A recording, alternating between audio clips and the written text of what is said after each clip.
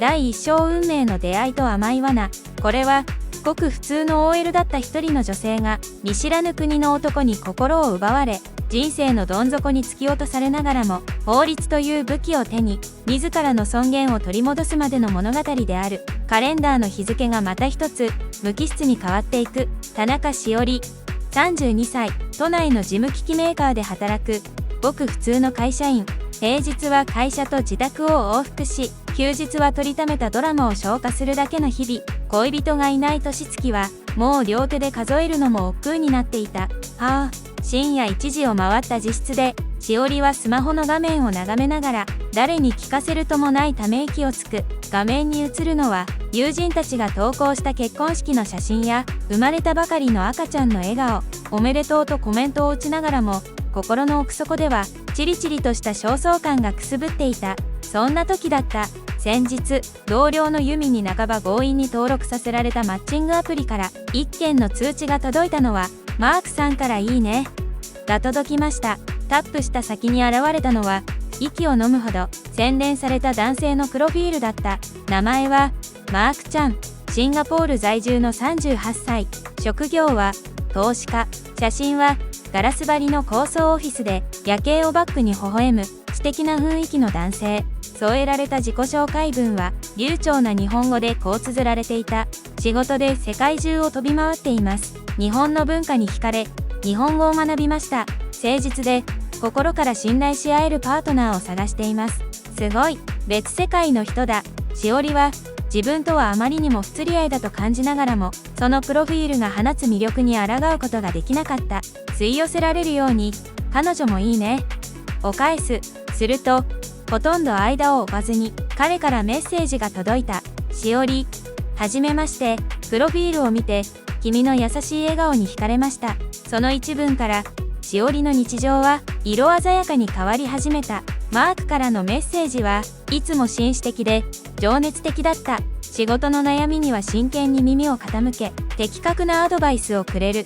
しおりが何気なく疲れたなとつぶやけば、僕がそばにいたら君を甘やかしてあげるのにと心をくすぐる言葉が返ってくる。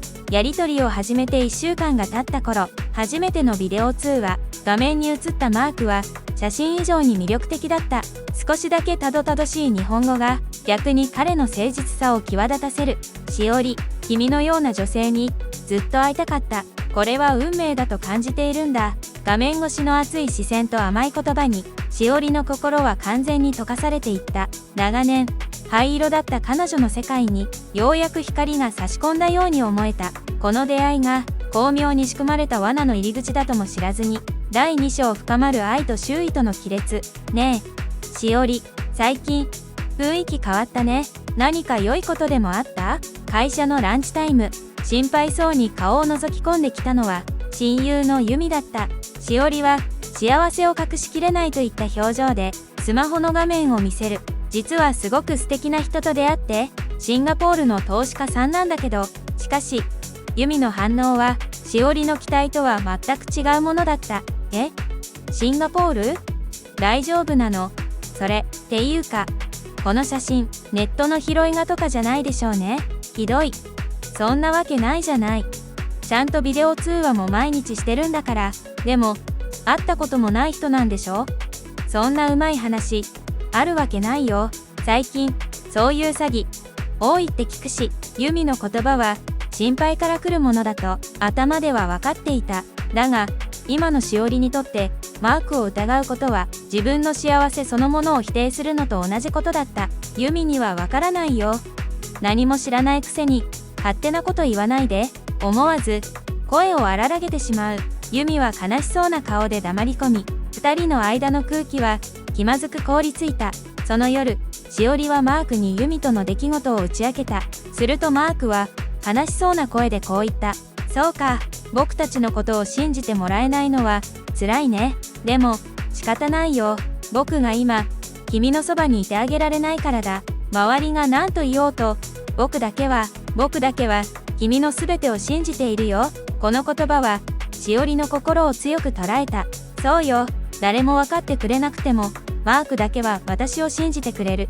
しおりは周囲に理解されない孤独感と自分だけは彼を信じたいという一心で、ますますマークの世界にのめり込んでいった。親友の忠告さえも、自分たちの純粋な愛を邪魔する障害物のようにしか思えなくなっていた。第3章、小さな成功と大きな期待。マークとの関係が深まるにつれ、話題は自然と彼が得意とする投資の話へと移っていった。しおり、僕が普段使っている特別な投資サイトがあるんだ。AI が自動で取引してくれるから、知識がなくても安全に資産を増やせる。投資なんて私には難しくて大丈夫。僕が全てサポートするよ。試しにほんの少し、例えば5万円だけやってみないか。すぐに利益が出るのを君のその目で確かめてみてほしい。正直少しの躊躇はあった。見ず知らずの海外サイトに自分のお金を入れることへの漠然とした不安。しかしその不安をマークへの信頼が上回った。彼を疑うことは彼との未来を諦めることのように思えた。わかった。マークが言うならやってみる。しおりはマークから送られてきた URL にアクセスし、彼の指示通りにアカウントを作成した。サイトは全て英語だったが、デザインは洗練されており、一見すると本物の投資サイトのようだ。指定された海外の銀行口座へ、なけなしの貯金から5万円を振り込んだ。数日後、マークから弾んだ声で連絡が入る。しおり、サイトを見てごらん。しおりが恐る恐るサイトにログインすると、そこには信じられない数字が表示されていた。残高を示す欄に 72,500JPY とある。たった数日で5万円が7万円以上に増えていたのだ。すごい。本当なんだ。実際にそのお金を引き出して自分の口座で確認したわけではない。ただ、画面上で増えていく数字は、しおりを興奮させるには十分だった。ユミの忠告が頭の片隅をよぎる。ほら、見たことか。ユミは間違っていた。マークは本物だったんだ。この小さな成功体験は、しおりの中に残っていた最後の警戒心を跡形もなく消し去ってしまった。マークという人間への信頼は、もはや信仰に近い、絶対的なものへと変わっていた。彼女はまだ知らない。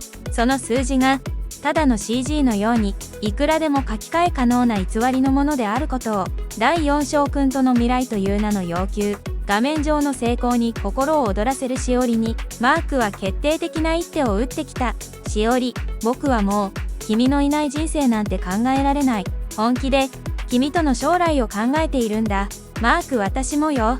だから、僕は決めた。僕たちの未来のために、日本で会社を立ち上げたい。そして、一日も早く君のそばへ行く。夢のような言葉に、しおりの胸は高鳴る。しかし、その言葉には続きがあった。ただ、日本の法人設立にはまとまった資金が必要なんだ。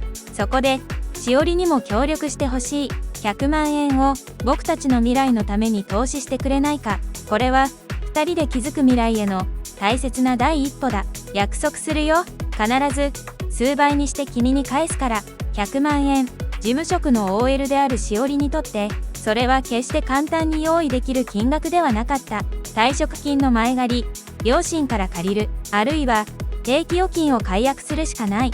しおりの心に一瞬迷いが生まれる。その夜、しおりは数週間ぶりにユミに電話をかけた。100万円の話を切り出すと、電話の向こうのユミは絶句した。しおり、お願いだから目を覚まして。それは絶対に詐欺だよ。そんな大金、絶対に振り込んじゃダメ。違う。これは詐欺なんかじゃない。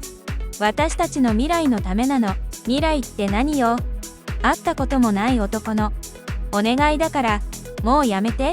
ユミは、泣きながらしおりを説得しようとした。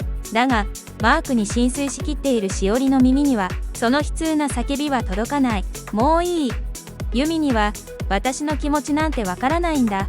しおりは一方的に電話を切り、ユミの連絡先をブロックした。これで、しおりの周りから彼女を諌めてくれる人間は誰もいなくなった。完全に孤立したしおりは、マークだけが私の理解者という思い込みをさらに強くしていく。彼の言葉だけが唯一の真実なのだと。第5章テレビの中の人事。翌日、しおりは銀行の窓口で定期預金を解約し、100万円の現金を手にした。少し厚みのある封筒の重みが、マークとの未来の重さのように感じられる。海外送金の手続きのため、ATM コーナーの椅子に腰掛け、順番を待っていた。その時だった。待合室の隅に置かれたテレビからよく通るアナウンサーの声が聞こえてきたのは後を絶たない国際ロマンス詐欺。その巧妙な手口に迫ります。ロマンス詐欺？しおりは何気なく画面に目をやった。特集番組は詐欺師が使う典型的な手口を再現 VTR を交えて紹介していた。詐欺師はまず SNS などで海外在住のエリートを装いターゲットに接触します。マークと一緒だ。そして甘い言葉で恋愛感情を抱かせた後、決まって簡単な儲け話を持ちかけ少額の投資をさせるのです。5万円の投資。一度利益が出たように見せかけて信用させた後、2人の将来のためビジネスの資金が必要だなどと様々な口実をつけて高額な送金を要求してきます。100万円の要求。紹介される手口のすべてがしおりとマークのこれまでのやり取りと恐ろしいほどに一致していた。心臓がドクンドクンと嫌な音を立てて脈打つ。画面には涙ながらにインタビューに答える被害者女性の姿が映し出された。彼だけは違うと信じていました。まさか全部が嘘だったなんて。その女性の姿が今の自分と、そして数時間後の自分の未来の姿と鮮明に重なって見えた。血の気がさーっと引いていく。手の中に握りしめた100万円の入った封筒が急に鉛のように重く感じられた。これまで積み上げてきた幸せな日々がガラガラと音を立てて崩れ落ちていく。これは人事ではない。これは紛れもなく自分の物語なのだ。第6章、絶望の淵と孤独な決意。 ATM の硬い椅子の上でしおりはどれくらいの時間固まっていたのだろうか。愛も未来も全てが嘘だったのかもしれない。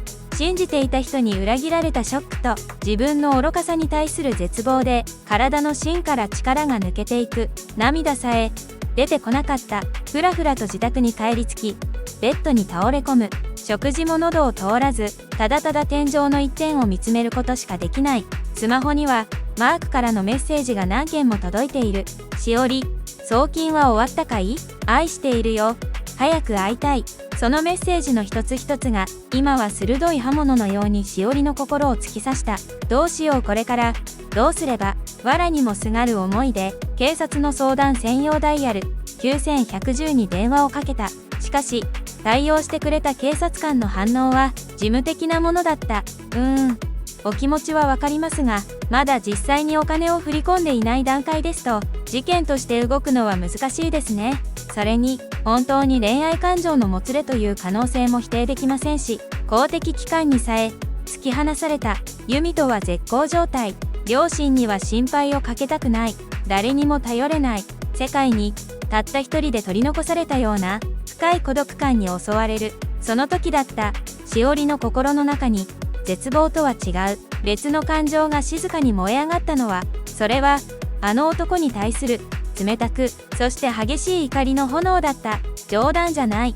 あいつは私の純粋な気持ちを踏みにじり、もてあそんだ。私から大切な友人とお金を奪おうとした。このまま騙されたまま泣き寝入りなんて絶対にしてやるものか。しおりはベッドからゆっくりと体を起こした。その瞳には先ほどまでの弱々しい光はなく、鋼のような強い意志が宿っていた。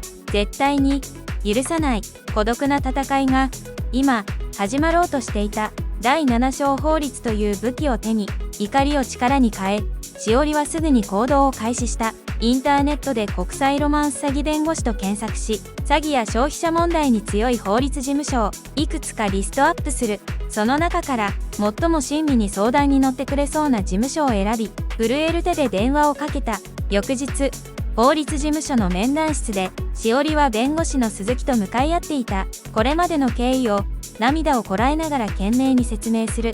マークとのメッセージのやり取りを全て印刷したものを見せると、鈴木弁護士は静かにしかし力強くうなずいた。田中さん、よくここまで一人で耐えられましたね。これは典型的な国際ロマンス詐欺の手口です。彼の行為は刑法第246条に定められた詐欺罪にあたる可能性が極めて高い。法律の専門家から犯罪の可能性があると断言され、しおりは少しだけ心が軽くなるのを感じた。しかしと鈴木弁護士は続ける。相手は海外におり正体も不明です。彼らを法的に追い詰めるには相手が詐欺師であるという動かぬ証拠が必要です。そしてその証拠をつかむためには、弁護士はしおりの目をまっすぐに見つめていた相手を油断させ、ボロを出させるのです。あなたの演技力が最大の武器になります。作戦はこうだ。今まで通りマークに騙された純粋な女性を演じ続ける。そしてより大きな金額をちらつかせることで相手を完全に油断させ、身元につながる情報を引き出すのだ。私にできるでしょうか？大丈夫。あなたはもう一人じゃありません。私たちが全力でサポートします。鈴木弁護士のその言葉にしおりは固く決意した。もう泣いているだけの弱い女じゃない。私はあの男を地獄に突き落とすための女優になるのだ。第8章、反撃ののろしのろし。その日の夜からしおりの演技が始まった。彼女は今まで以上に熱烈な言葉でマークへの愛を伝えるメッセージを送った。マーク、ごめんなさい。送金が少し遅れてしまったわ。実はあなたとの未来を両親に話したらすごく喜んでくれて、あなたへの信頼の証としてもっと大きな額を援助してくれることになったの。画面の向こうのマークが明らかに色めき立つのが分かった。本当かい？しおり？なんて素晴らしいご両親なんだ。ええ、だから親戚からもお金を借りて合計で500万円を用意できることになったの。これで私たちの会社ももっと大きなスタートが切れるわ。500万円、100万円から一気に跳ね上がった金額にマークは完全に理性を失ったようだった。大金がもうすぐ手に入ると確信し、勝利を疑わない彼のメッセージは以前にも増して甘く軽薄になっていく。食いついた。しおりは冷静に相手の反応を分析しながら弁護士の指示通り決定的な一手を打った。でもマーク、さすがに500万円となると両親も少し心配していて、形式的なものでいいからあなたの会社の登記情報とパスポートのコピーを送ってはもらえないかしら？両親を安心させたいの。ピタリとマークからの返信が止まる。数分の沈黙がしおりには数時間にも感じられた。要求が強すぎた？焦りが胸をよぎったその時、スマホが震えた。もちろんさ、しおり、君のご両親を安心させるためなら何でも送るよ。少し準備に時間をくれるかい？